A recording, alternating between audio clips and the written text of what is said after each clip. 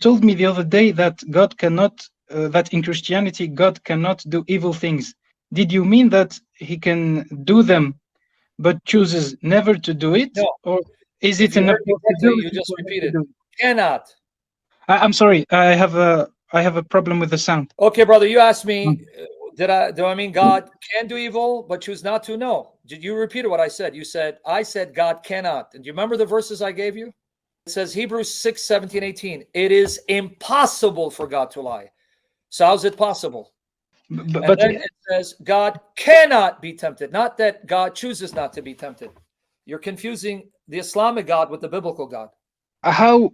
how doesn't this mean that God have limits?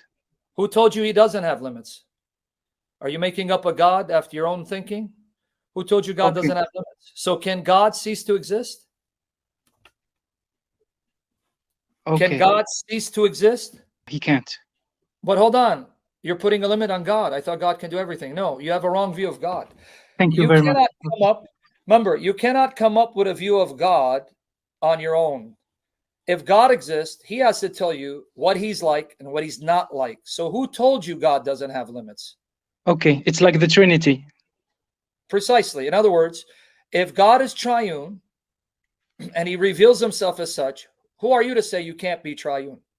Yes, I We understand. don't make up God, and I don't mean to cut you off. I'm just saying this is the mistake we have. We come thinking already what a God can and cannot be. But then I ask the person, are you a prophet? No. Are you a messenger?